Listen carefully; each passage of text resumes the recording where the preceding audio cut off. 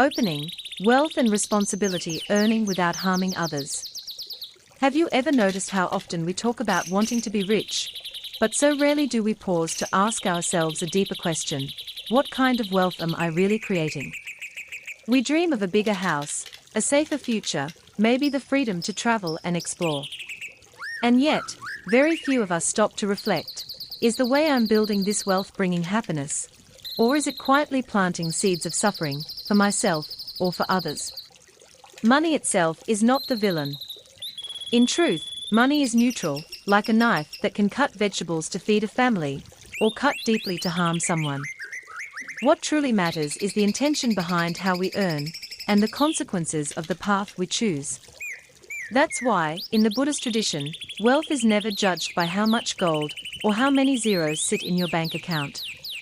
Instead, it is judged by the purity of the mind that creates it, and the compassion with which it is shared. Let me ask you this: if you suddenly had all the money you could ever need, would you feel free? Or would you still feel restless, afraid of losing it, afraid of others surpassing you? This is the paradox of wealth in our world today. We live in societies where people are praised for their net worth, but rarely questioned about the true cost of their success. Did they grow rich by lifting others up, or by stepping on the backs of the vulnerable? Did their wealth flow like clean water that nourishes the soil, or like poison that seeps quietly into the roots of community? There's a story told of a merchant in the time of the Buddha. He was a man of immense fortune, his barns overflowing with grain. Yet, he lived in constant fear, guarding his wealth so tightly that not a single grain was shared. When death came, he carried nothing forward, and his wealth brought no blessing to him or anyone else. Contrast this with another man of modest means, who gave what little he had to support his family, his neighbors, even strangers in need. Though he owned less in material terms, he carried with him a wealth of goodwill, peace, and karmic merit that no thief could ever steal. Wealth is not just about numbers. Wealth is responsibility. Every dollar you earn, every business you run, carries a ripple effect. Are you building trust, or eroding it? Are you creating opportunity, or robbing it? These are uncomfortable questions, but they are the very questions that awaken us to a different kind of prosperity, the kind that not only fills our hands, but also fills our hearts. So in this series, we are not simply going to talk about how to make money. Instead, we'll dive deeper into 10 powerful reflections, ways to recognize what it means to be truly rich without harming others. These reflections are not just Buddhist teachings, they are timeless wisdom for anyone who wants to live a life of integrity and abundance. Together, we will see that wealth built with mindfulness and compassion is not only possible, but also the only kind of wealth that truly lasts. Because in the end, the real question is not how much do you have, but what kind of seeds are you planting with the wealth you create? And those seeds of kindness, integrity, and responsibility will grow into a harvest of peace long after the numbers in your bank account have faded. Part 1: Wealth from a Pure Heart. They say a hand holding gold may look powerful, but if that hand is stained with blood, the gold is no different than a stone tied around the wrist, dragging you into the depths of suffering. Think about that for a moment. How often do we celebrate wealth without asking, what story lies behind it? What did it cost, not in dollars, but in human lives, in trust, in the well-being of others? The Buddha once taught that wealth gained through deception, or by harming life, will eventually turn into seeds of misfortune.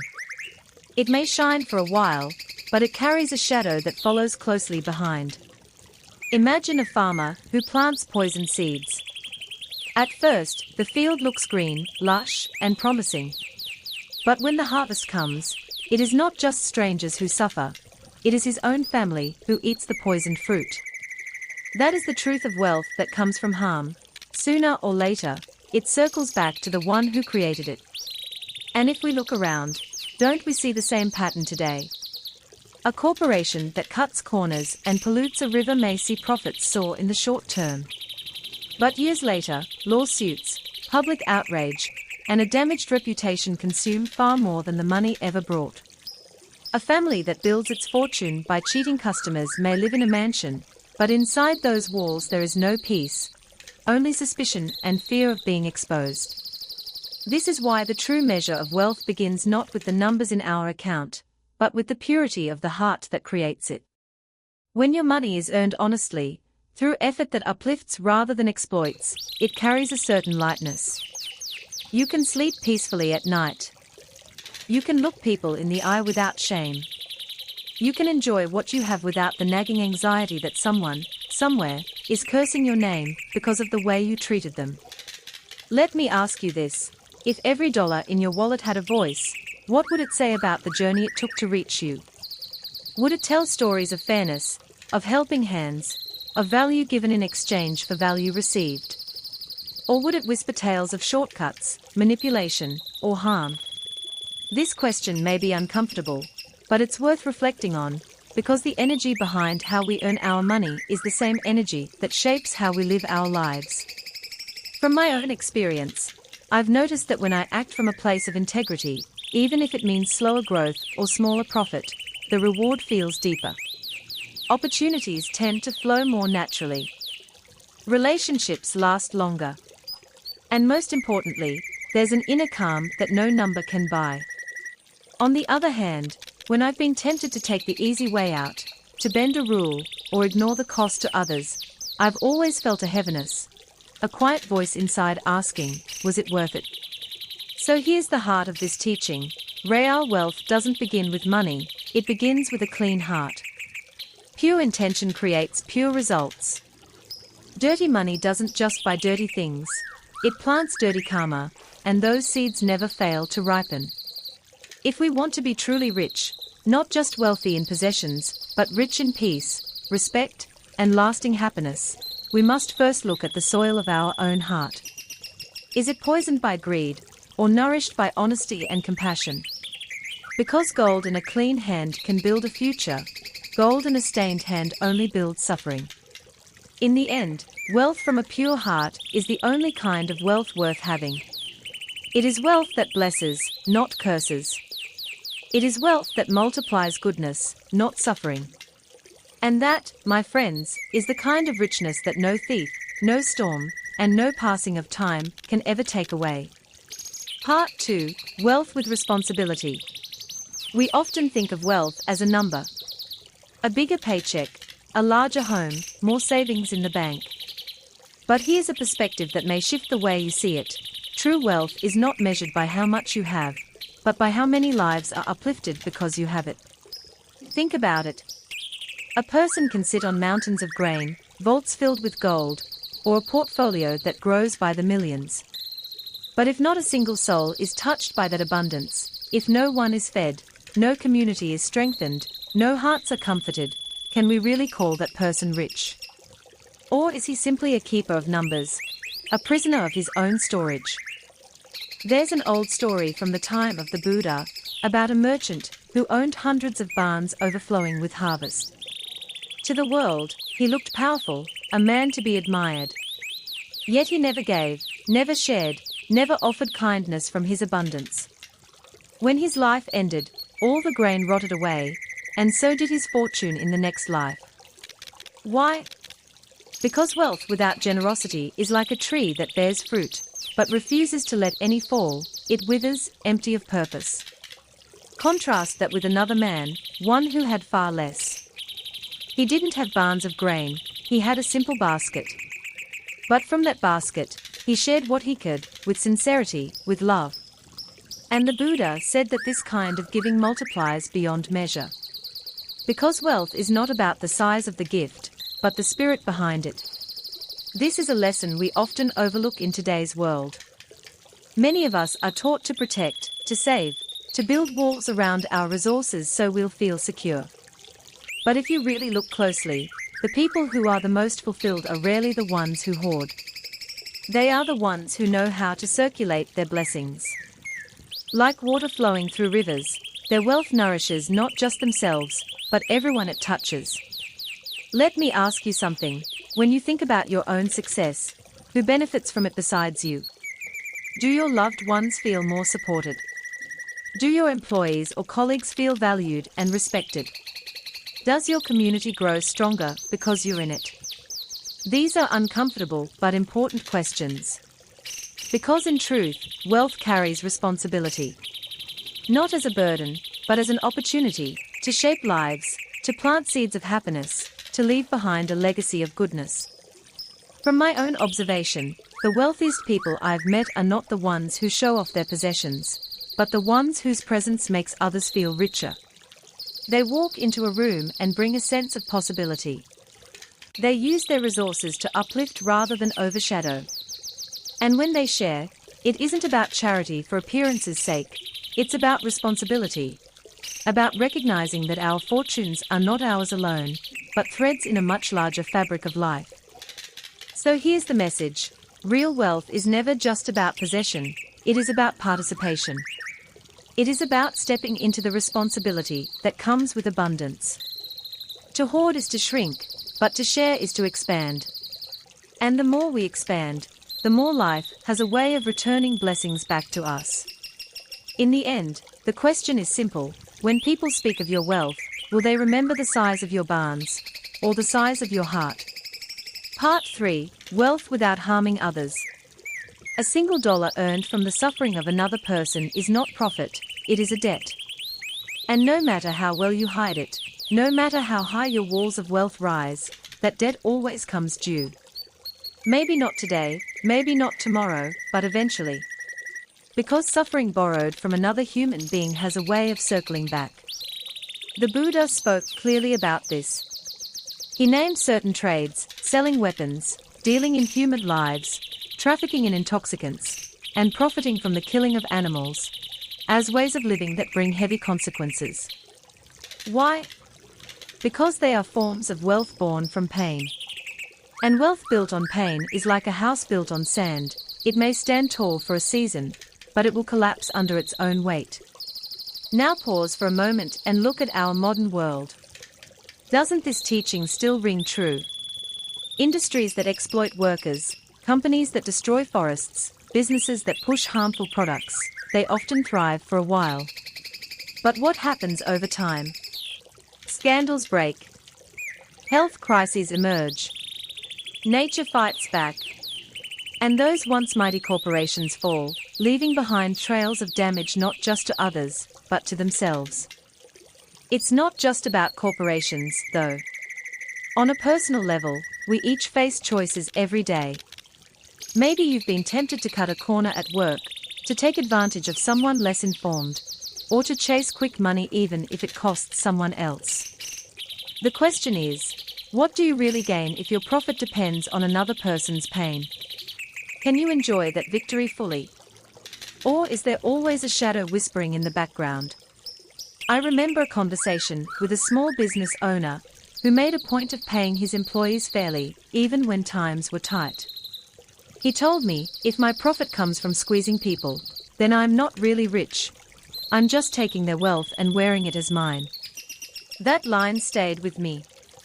Because real wealth is not what you extract from others, it is what you create that uplifts others.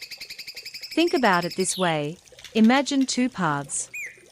On one path, you choose shortcuts, exploiting others for faster gain. The road may look smooth at first, but every stone you kick aside rolls back eventually. On the other path, you move more slowly, but you walk with integrity. The ground beneath you is solid. The people who walk alongside you trust you, respect you. Which path will give you peace in the long run? Sometimes people say, but this is how the world works. If I don't take advantage, someone else will. That may sound practical, but it is a mindset rooted in fear. Fear of scarcity, fear of falling behind. But what if wealth is not a race against others, but a journey of building something sustainable? The richest people are not those who harm the least, but those who create the most benefit, for customers, for workers, for communities. The message is simple but powerful: wealth without harm is the only kind of wealth that truly lasts. Because money earned at the cost of another's suffering carries hidden chains. You may wear them as gold, but in truth, they are shackles. Money earned with fairness, with compassion, with respect, now that is freedom. So ask yourself, what kind of wealth are you building? A fortune of shadows, or a fortune of light? Because in the end, profit that hurts another is not profit at all. It is simply borrowing sorrow that you will one day have to repay. Part 4. Wealth through wisdom, not tricks. What truly sustains wealth? Let's be honest, shortcuts, tricks, and quick schemes might make someone rich for a season. But like sand slipping through your fingers, it never lasts. The hook here is simple. Tricks can make you wealthy for a moment, but wisdom is what allows you to stay wealthy for a lifetime. Buddhist teachings remind us that wisdom is not just intelligence, it's clarity, integrity, and the ability to see beyond the surface. There's an old story about a merchant who chose to build his fortune differently. Instead of chasing quick profits with deceit, he poured his energy into creating products that genuinely served people. At first, his profits seemed modest compared to others who relied on manipulation. But over time, something remarkable happened. Trust grew. Customers returned, not just once, but again and again. They told their friends. And in the end, his wealth was not only material, it was a reputation that no one could buy, a capital stronger than gold itself. Isn't it true in our own lives as well? Think about the businesses, leaders, or even friendships you cherish most. Do they survive because of clever tricks? Or do they endure because of honesty, trust, and wisdom? Tricks might win attention for a moment, but wisdom wins loyalty for a lifetime. I often think of it like planting. A trick is like scattering seeds on barren soil. You might see a sprout or two, but nothing lasting. Wisdom, on the other hand, is planting in fertile ground, tending with care. The harvest may take longer, but when it comes, it sustains you for years. In today's world, it's tempting to cut corners, to chase the fast deal, to play the system. Social media glorifies get-rich-quick stories. But ask yourself, what is the cost? If your wealth is built on exploitation, manipulation, or deception, it's like building a house on sand. The first storm will take it all away. True wealth, sustainable, peaceful, meaningful wealth, comes from wisdom. From knowing that money is not just for personal comfort, but also for uplifting lives. From realizing that trust is a currency far more valuable than dollars. From remembering that when we use our intelligence not to exploit, but to create, we generate blessings, not just profits. I'll leave you with this thought. Wisdom-driven wealth doesn't just fill your bank account, it fills your life with meaning. And when you're gone, people may forget the number in your account, but they will never forget how you used your wisdom to enrich their lives. So let me ask you, are you chasing quick tricks, or are you cultivating wisdom that lasts? Part 5. Knowing contentment is the greatest wealth.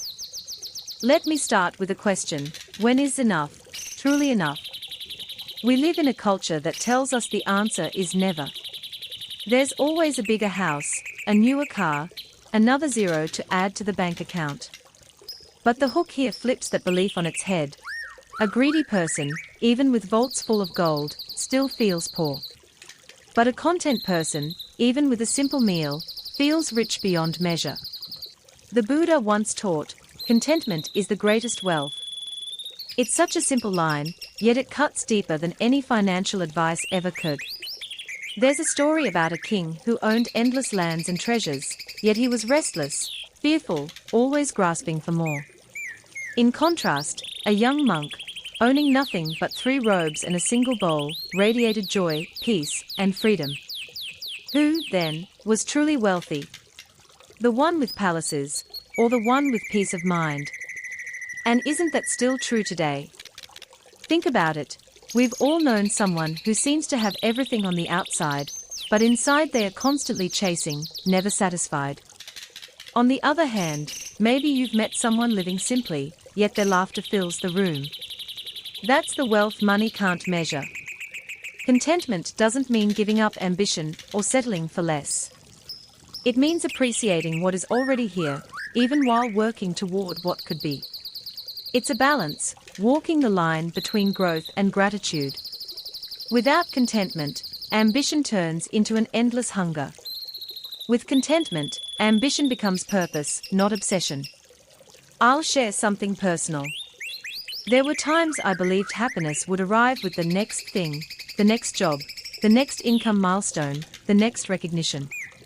But each time I got there, the joy was fleeting, like water slipping through my hands. Only when I learned to pause and feel gratitude for the present moment did I realize I wasn't chasing wealth, I was chasing contentment. And contentment was already within reach. So let me ask you, what is one thing in your life right now, big or small, that you can look at and say, this is enough, and I am grateful? True wealth is not measured by accumulation, but by appreciation. A heart that knows enough is a heart that rests in peace. And when you rest in peace, even the simplest meal becomes a feast, even the smallest home becomes a palace. So remember this, contentment is not the end of the journey, it's the foundation.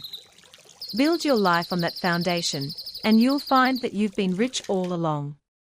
Part 6. Wealth to nurture compassion.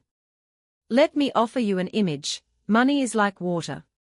If it gathers in one place, it becomes a stagnant pond, still, lifeless, and even toxic. But if it flows outward, it becomes a river that nourishes forests, farms, and countless lives along its banks. That is the real purpose of wealth, not to be locked away, but to move, to give life. The Buddha told stories of generous patrons, people who used their resources not only for themselves, but to uplift others. One such benefactor built temples, opened schools, and fed the hungry.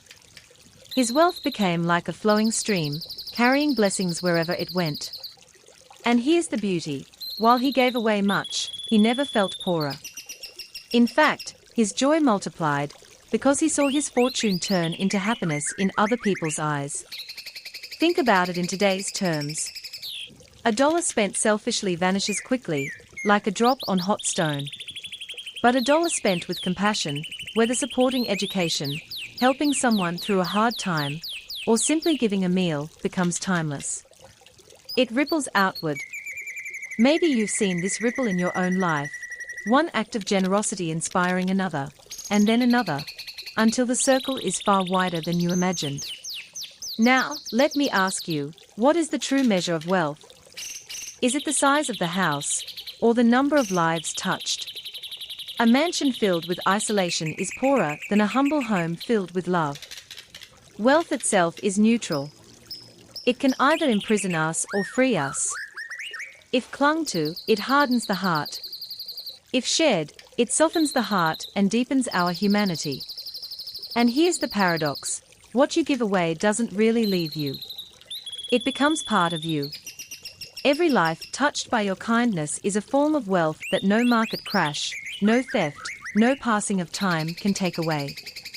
I've noticed in my own journey that the moments I felt richest weren't when I earned more, but when I gave more. Even small gestures, a book gifted to someone who needed hope, time spent with a person who felt forgotten, those are the moments that still shine in memory. Isn't it true that generosity has a way of feeding not only others, but also ourselves? So maybe the question isn't, how can I get more, but rather, how can what I already have flow like a river to nourish others? Real wealth is not locked in a vault, it's carried in the love we plant, the compassion we grow, and the happiness we spread. To be wealthy, then, is not just to possess, but to let your resources bloom into kindness that keeps growing long after you're gone. Part 7. Wealth without arrogance. Picture this. A tall mountain standing proud, yet when the rain falls, the water just runs off its rocky slopes. Meanwhile, the low and humble field gathers the rain, storing it, turning it into nourishment for life. That's the difference between wealth with arrogance and wealth with humility. One lets everything slip away, the other gathers blessings that last. The Buddha often warned that pride is a subtle poison. A person may gain a little wealth and immediately look down on others, speaking as if they are superior, acting as if their money makes them untouchable. But karma doesn't care about your bank account. Life doesn't measure your value by the size of your paycheck. It measures it by the depth of your heart. Have you ever met someone who had everything, yet carried themselves with gentleness? They don't need to announce their success, because their quiet presence makes others feel respected and safe. That's true richness.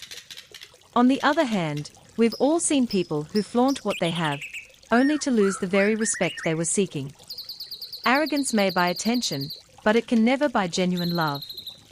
Let me share a thought. Humility is not about pretending to be poor when you are wealthy, or hiding your success.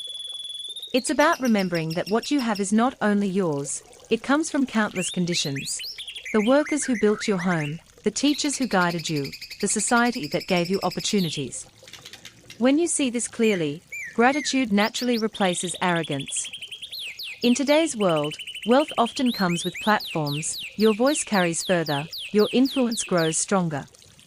The question is, how do you use it? Do you use your position to lift others, or to stand above them? A truly wealthy heart bends down, offering a hand to pull someone else up. From my own experience, the most inspiring people I've met weren't the ones with the biggest fortune, but the ones who had every reason to boast, and yet chose kindness instead. Their humility made their wealth shine brighter, because it wasn't just numbers, it was humanity. So here's a reflection. The next time you achieve something, pause and ask yourself, am I climbing the mountain of pride, or am I becoming the fertile field that gathers blessings? Because at the end of the day, arrogance dries up the spirit, while humility makes the soul overflow with peace. True wealth isn't just about what you own. It's about how deeply you can bow without losing your dignity, and how many lives you can raise up as you rise. Part 8. Wealth through honest work. There's an old saying, one drop of honest sweat is worth more than 1,000 coins earned through deceit. And it's true. Think about how differently you feel when you've worked hard for something versus when it comes through questionable means. One brings pride, dignity, and peace of mind. The other leaves a lingering shadow, a weight you can't quite shake off. The Buddha often praised those who earned their living through honest labor, farmers tending their fields, artisans shaping wood or clay, workers building with their hands. To live by your own effort, without cheating or harming others, was seen as a noble path. Honest work doesn't just feed the body, it strengthens the soul. In today's world, the forms of labor may have changed, but the principle is the same. Whether you're a teacher, an engineer, a nurse, or a driver, when your income reflects effort and integrity, it carries a unique kind of blessing. You don't have to look over your shoulder, fearing exposure. You don't have to numb yourself to guilt. Instead, you can look at your family, your community, and know, I am providing in a way that harms no one. Let's be honest, shortcuts are tempting. A quick scheme, a dishonest trick, an easy lie, it may look like profit, but it's really debt. Not financial debt, but moral debt. And moral debts always come due. They show up as anxiety, as mistrust, as a restless mind that no amount of money can silence. On the other hand, wealth from honest work is often slower to build, but it builds character along the way. The patience of a craftsman, the discipline of a farmer, the perseverance of a worker, all of these become part of who you are. And that is wealth that can never be stolen. Here's something to reflect on. If the roof over your head, the food on your table, and the clothes you wear come from your sincere effort, isn't that already a kind of treasure? Even if it doesn't look glamorous, it carries dignity. Because at the end of the day, it's not just about what you earn, it's about how you earn it. I've met people who weren't rich by society's standards, but every dollar they had was clean, every possession carried the scent of honest work. And their faces carried a calm that many billionaires never find. Isn't that the kind of wealth we all secretly long for? The wealth of sleeping peacefully at night, knowing no one's suffering paid for our comfort. So the invitation here is simple: treasure your honest labor. Respect it, no matter how small. And remember, true prosperity doesn't come from what you can grab, but from what you can create with integrity. Real wealth is not measured by what's in your bank account, but by the purity of the effort behind it. Because when your fortune is built on honesty, it doesn't just support your life, it uplifts your spirit. Part 9: Wealth and Letting Go. Hook. Have you ever noticed? When our hand is clenched tightly, it cannot receive anything new. But when it opens, suddenly there's space for infinite possibilities. Story teaching. There was once a wealthy merchant, admired by many for his fortune. But what set him apart was not the gold in his vault, it was his ability to let go. He knew that wealth was not meant to be chained to his chest, but to flow, like water nourishing the roots of life. When a crisis came, he could give without fear of loss. When profits soared, he didn't cling to them as if they defined his worth. And because of this, his heart remained light, unburdened, free. Think about it. How many times have we clung to money, possessions, or even ideas, only to feel more trapped the tighter we held on? True wealth isn't in the size of your bank account, but in your ability to release. A diamond locked in a fist will only weigh you down. But when your hand opens, that same diamond can shine light into the world. Expansion or reflection. In today's world, we are taught to equate success with accumulation. Bigger houses, nicer cars, overflowing accounts. Yet, how many of the richest people also live in constant fear? Fear of losing, fear of not having enough, fear of others taking what they have. That isn't freedom, that's another prison, gilded but heavy.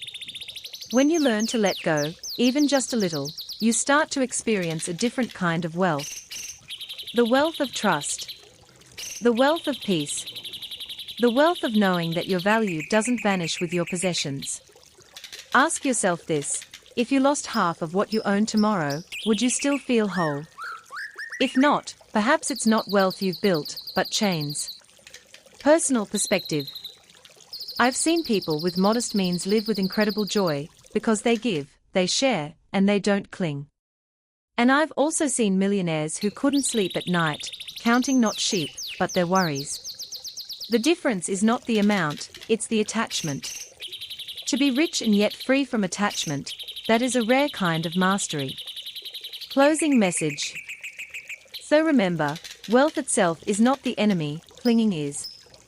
Riches can serve you or enslave you, depending on whether your hands are open or closed. To be wealthy and yet know how to let go, that is not just being rich, that is being free.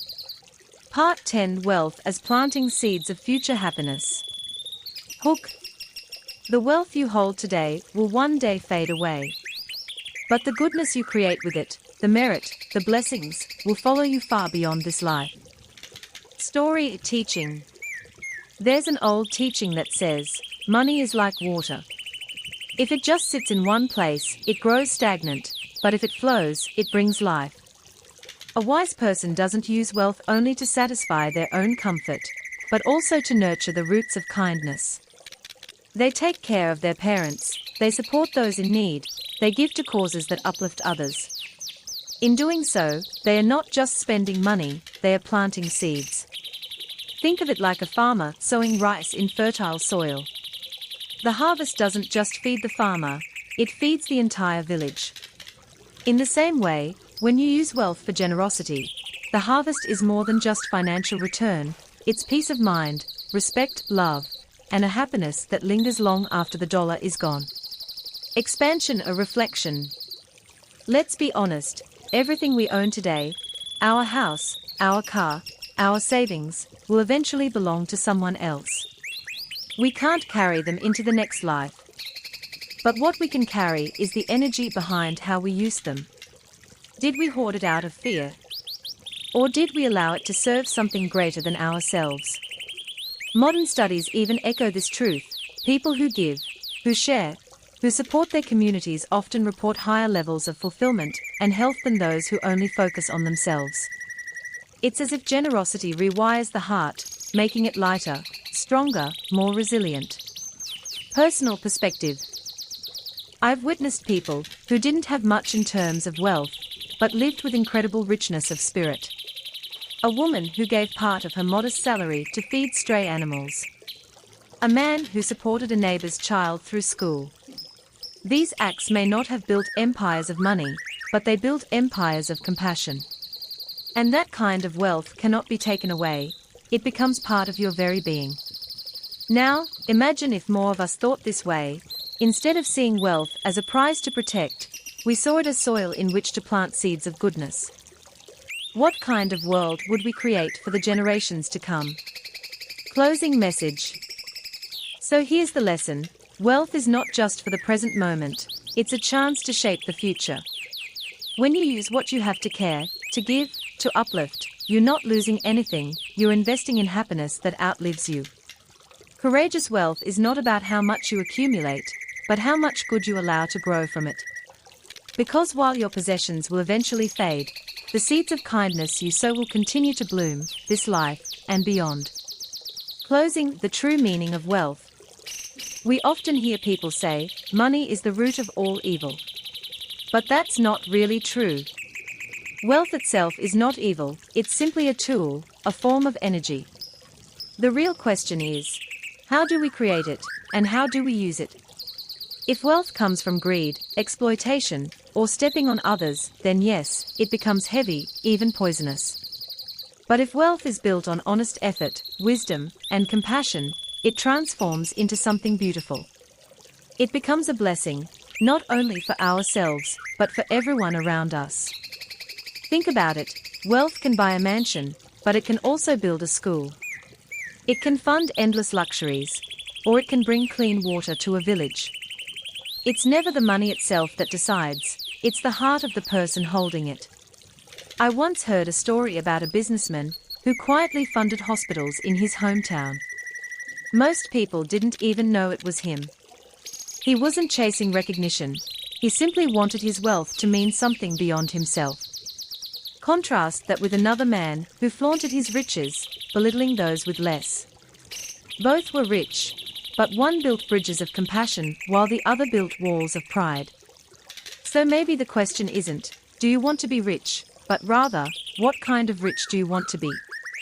Do you want riches that tie you down with worry, or riches that free you and uplift others? When we earn wealth without harming anyone, when we keep humility in our hearts, when we use what we have to nurture love, respect, and kindness, that's when wealth becomes something timeless. That's when it becomes more than numbers in a bank account. It becomes seeds of goodness planted across generations. The truth is, every act of generosity outlives us. A meal given to the hungry, a chance offered to someone struggling, even a kind word spoken with sincerity, all of these are deposits into an account far greater than any bank. They are the treasures of the heart, carried beyond this lifetime. So don't fear wealth, and don't worship it either. See it for what it is, a means, not an end. Use it wisely, use it kindly, and you'll find that true prosperity is not about what you hold in your hands, but about what you release into the world. Remember this, the path of righteous wealth does more than give us peace today, it lights the way for tomorrow.